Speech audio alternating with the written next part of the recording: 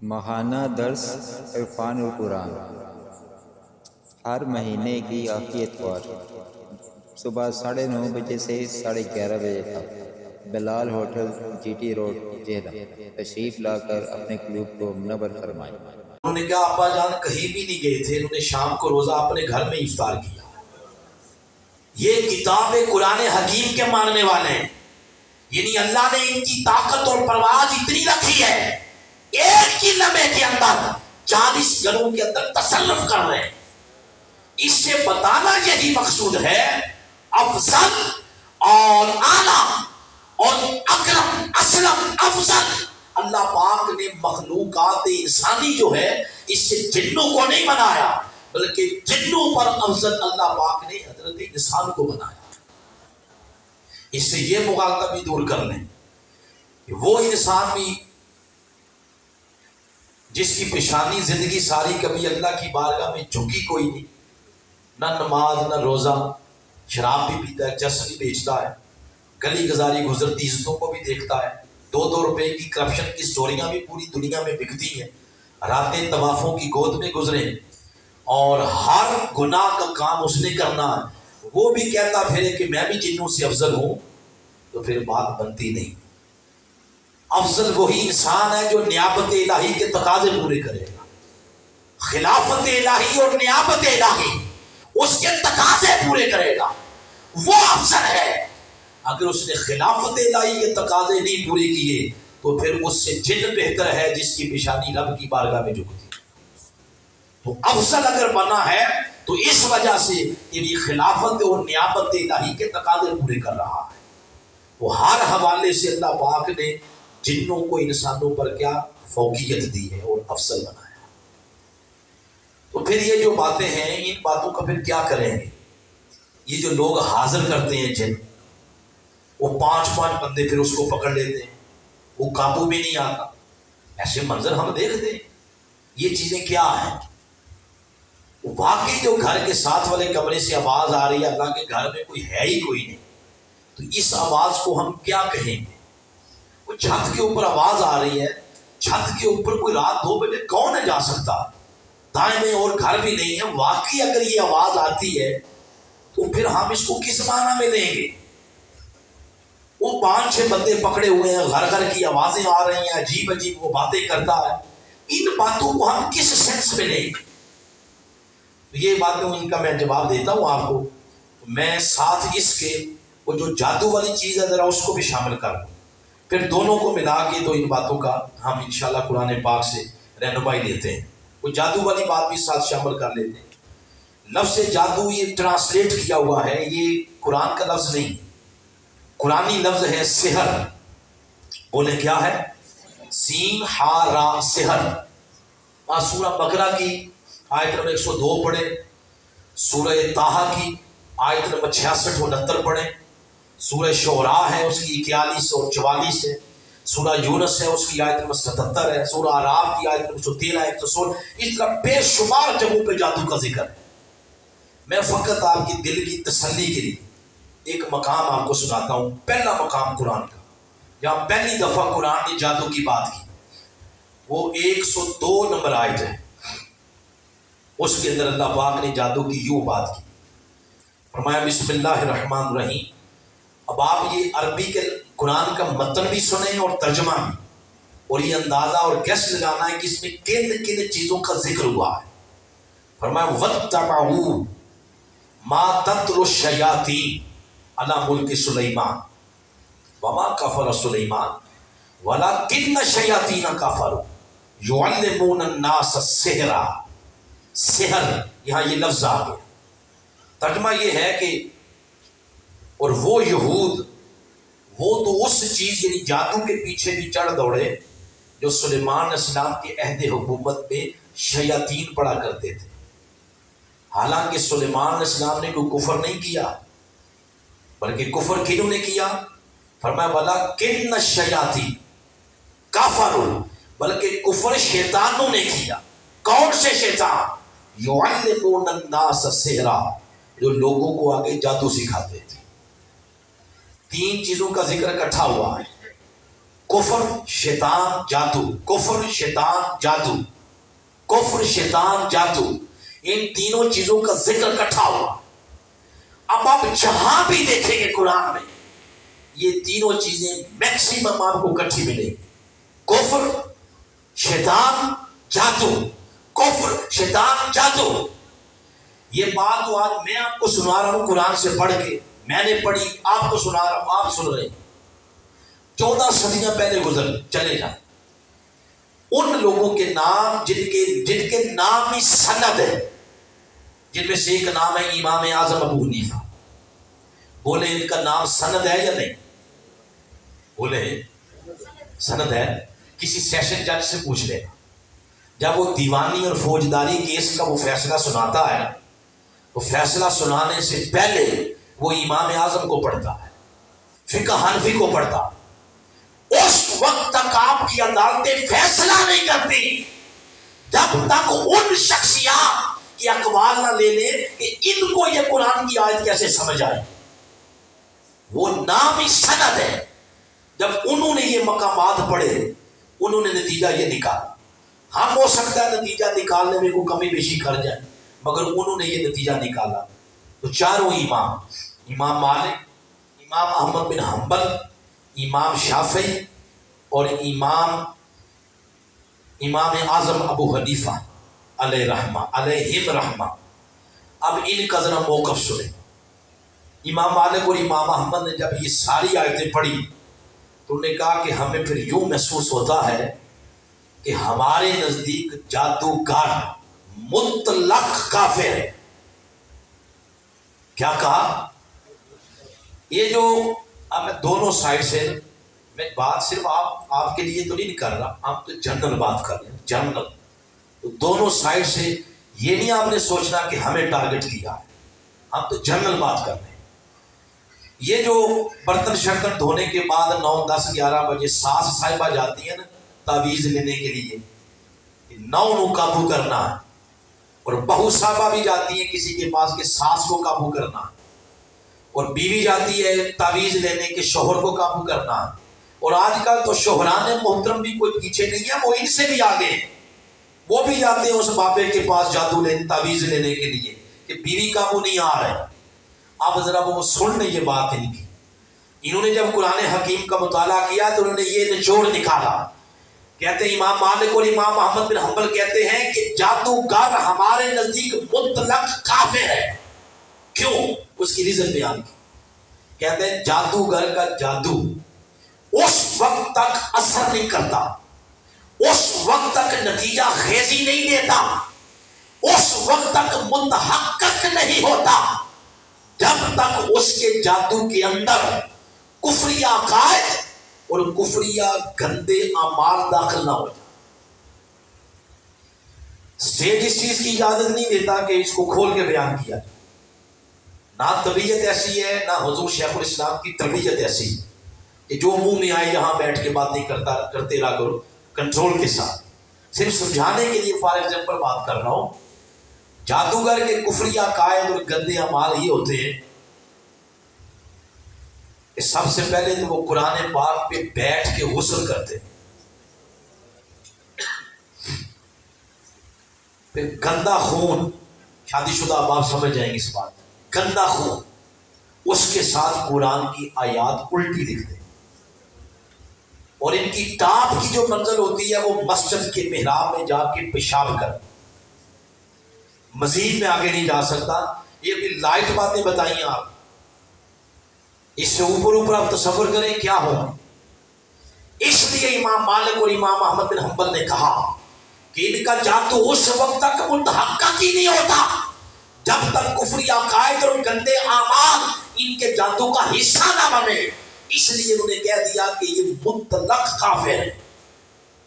इमाम आजम और इमाम शाफई उन्होंने इनको फासिक और फाजिर कहा, थोड़े से इख्तिलाफ के साथ, लेकिन एक बात पर चारों इत्तेफाक कर गए, वो ये है, एक जो अगली बात पे जिसमें चारों ने इत्तेफाक किया, वो कहते हैं जादू करने वाला, जादू कराने वाला या कराने वाली, सीखने वाला, सीखने वाला, सिखाने वाला, یا سکھانے والی یا سیکھنے والی یا ان کے درمیان سہولت کار جو بنا، جس نے آ کے ان کے ذہنوں میں یہ بات ڈالی ہے کہ فلاں جگہ بابا بیٹھا ہوا ہے، جن بھی نکالتا ہے، جادو بھی دیتا ہے، محبوب بھی قدموں میں لاتا ہے، جس نے ان کے ذہنوں میں یہ چیز ڈالی ہے وہ سہولت کار، جادو کرنے والا، کرانے والا، یہ چاروں ائمہ کرام اس بات پر متفق ہیں کہ انہوں نے حرام کا ارتکاب کیا ہے۔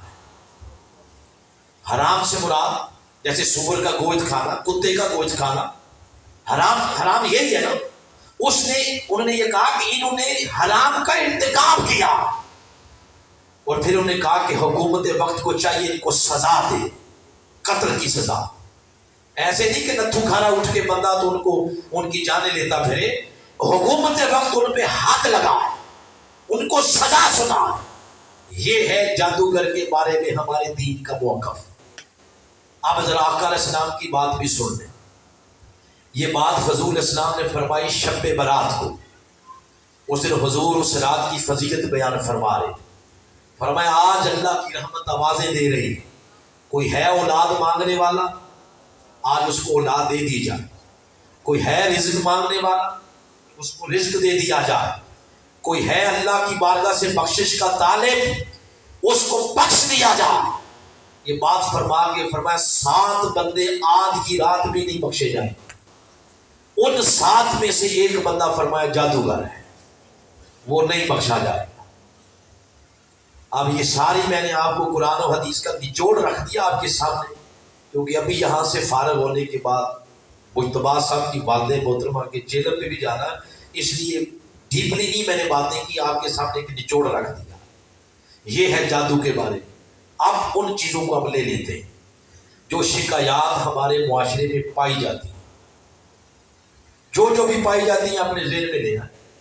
جس نے جو دیکھا یا جس کے ساتھ جو بیتا، یا اس کے گھر میں کسی فیملی کے فرد کے ساتھ بیتا یا بیت رہی ہے، یا وہ اپنی آنکھوں سے دیکھتا ہے اور محسوس کرتا ہے کہ نہیں یہ تو جادو ہو سکتے ہیں، یہ تو جن ہو سکتا ہے، جو باتیں آپ کے ذہن میں ہو سکتی ہیں، نہیں ٹھیک ہے، بتائیں ٹھیک ہے۔ اب میں اگلی بات کروں، آپ لے آئیں ذہن میں جو کچھ سوشل میڈیا پہ تکتے ہیں، آپ جو کچھ آپ نے دیکھا سنا، فزیکلی دیکھا سنا، جو آپ کی پریکٹس ہے، تجربہ اپنے سامنے لے آئیں۔ میں ان ساری باتوں کو مد نظر رکھتے ہوئے، سامنے رکھتے ہوئے 2 باتیں کروں۔ جو کچھ آپ کے ذہن میں آ گیا ہے وہ کیا ہے؟ کل قرآن، حدیث اور اسلامی لٹریچر کو کھنگال لے، اس کا نچوڑ بتا۔ جو کچھ آپ کے ذہن میں آ گیا ہے وہ 2 میں سے ایک چیز ہے۔ پہلی چیز کا نام ہے یا تو وہ بے برکتی ہے، بولے کیا ہے؟ بولے لفظ بلند آواز سے، بے برکتی، یا وہ بیماری ہے، واقعی جس کو بیماری کہتے ہیں، یا بے برکتی یا کیا ہے؟ بیماری۔ 95% یہی 2 چیزیں، یا بے برکتی یا بیماری۔ بے برکتی سے مراد یہ ہے، یہ گھر میں 5 بندے رہتے ہیں، 5 کے پاس اینڈرائڈ موبائل ہے، تو رات جب 3 بجے تک 5 کے 5 نے موبائل کے اوپر، یوٹیوب کے اوپر گاندھی دیکھنا ہے۔ جب اٹھنے کا ٹائم ہوتا ہے اللہ کی بارگاہ میں سجدہ ریزی کا، اس وقت وہ گاند دیکھ دے کہ آپ سو جاتے ہیں، پھر نماز فجر نہیں پڑھتے، پورا گھرانہ 10 بجے اٹھتا ہے، بھول کے بھی اللہ کی بارگاہ میں سجدہ نہیں کیا، کنڈے بھی لگائے ہوئے ہیں، بجلی بھی چوری کرتے ہیں، اور یہ مسئلے مسائل پوچھنے لگ جاتے ہیں۔ رات ایک بندے نے پوچھا کہ گورنمنٹ جو تباہی کر رہی ہے تو ہم اگر بجلی چوری کرنے کے لیے کون سا گناہ ہو؟ میں نے کہا کہ چوری تو چوری ہوتی ہے، چاہے روپیے کی ہو چاہے کروڑ کی ہو، گورنمنٹ وہ الگ معاملات ہے، لیکن چوری ہے۔ تو جب بجلی چوری کریں گے آپ، صاحب بہادر جو صبح تیار ہو کے گھر سے جاتے ہیں میں آفس جا رہا ہوں، وہ آفس میں بغیر رشوت کے کسی غریب کا کام ہی نہیں کرتے، سود پہ سارا کاروبار ہو رہا، گھر میں جو رزق آ رہا سارا سودی ہے۔ کوئی بیچارہ قرض مانگ لے، آپ سود کے بغیر اس کو روپیہ 10,000 دینے کے لیے تیار ہی نہیں ہے، قرض حسنہ کے طور پر۔ لوگوں کی مجبوریوں کا ناجائز فائدہ اٹھائیں، آتی جاتی عزتوں کو دیکھیں، چرس پیئیں، شراب پیئیں، کوئی حلال حرام کی تمیز ہی نہیں، گھر میں پاکی ناپاکی کی تمیز ہی نہیں، حلال کیا حرام کیا اس کی تمیز ہی نہیں، تو بتائیں پھر بے برکتی کا گھر میں جن اور جادو نہیں آئیں گے تو پھر اور کیا ہو؟ وہ اصل میں بے برکتی کا جن ہے، بے برکتی کے جادو ہیں۔ کہتے ہیں ادھر سوئیاں چپ رہی ہیں اور ادھر سوئیاں چپ رہی ہیں اور میں نے فلاں بابے سے نکلوا دی ہیں، وہ سوئیاں نہیں، وہ بے برکتی کی سوئیاں ہیں۔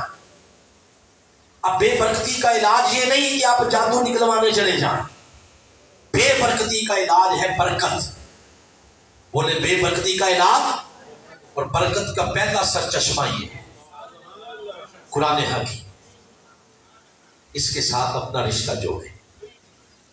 یہ ختموں کے لیے کھلنے کے لیے نہیں آیا، یہ انسانی زندگی میں برکت پیدا کرنے کے لیے آیا۔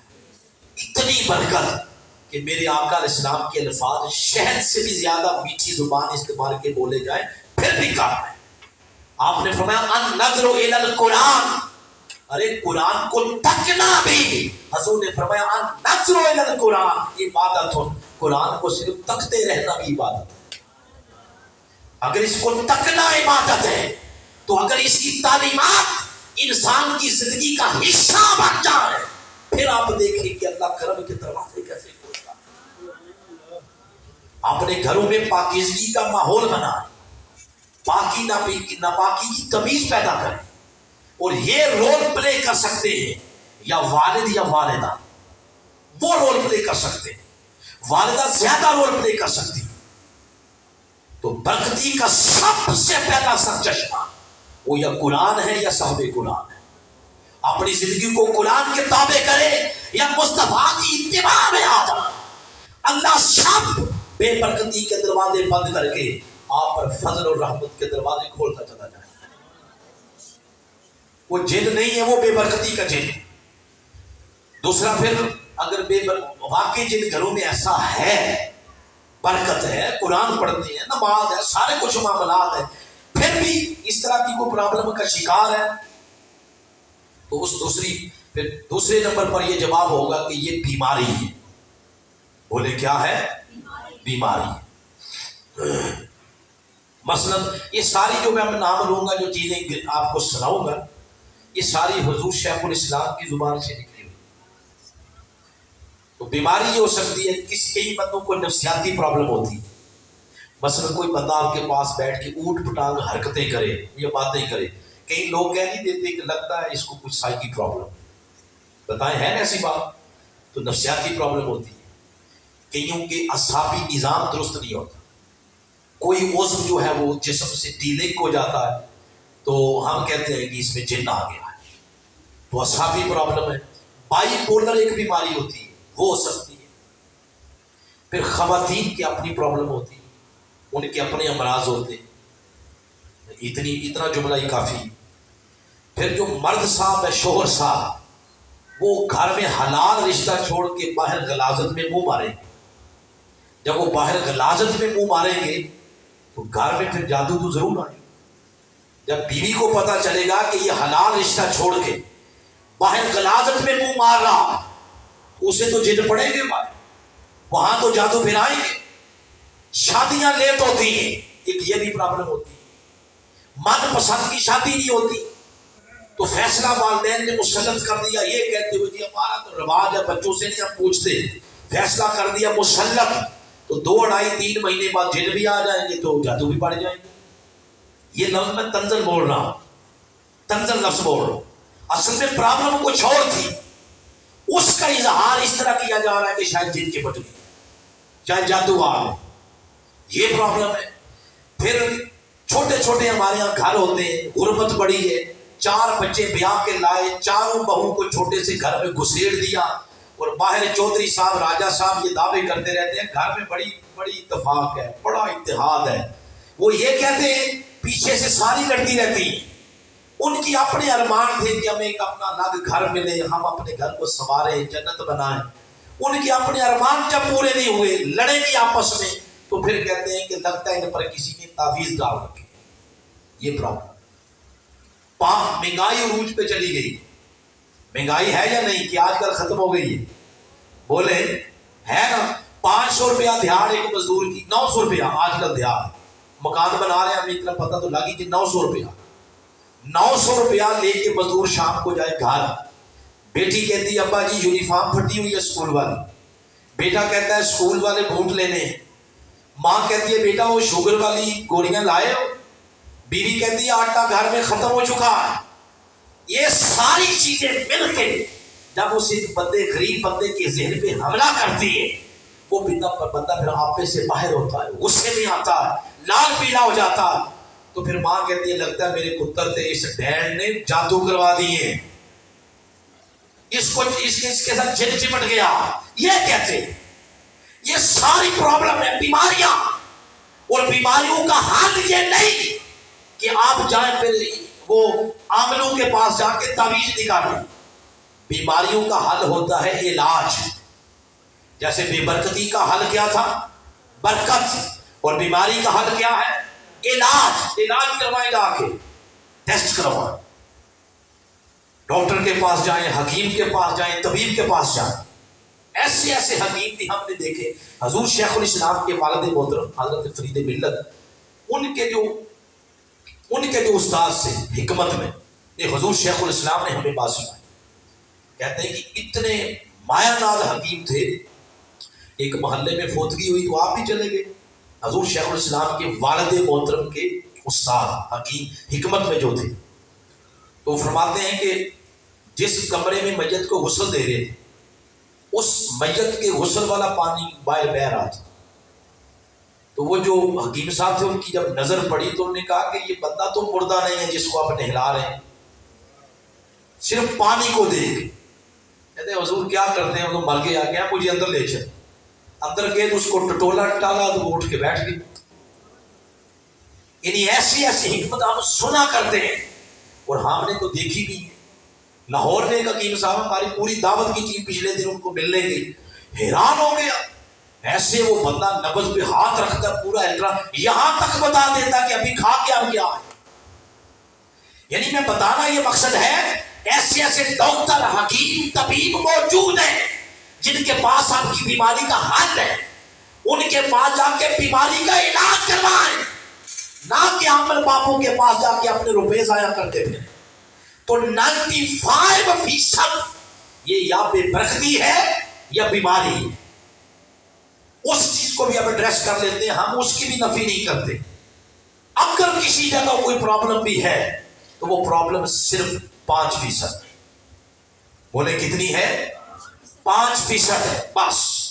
ये नहीं हर बंदे को जिन चिपट गए और हर बंदे को जादू हो गए। 95% या बीमारी होती है या बेबरकती है, 5% कोई इक्का दुक्का कोई ऐसा केस होगा।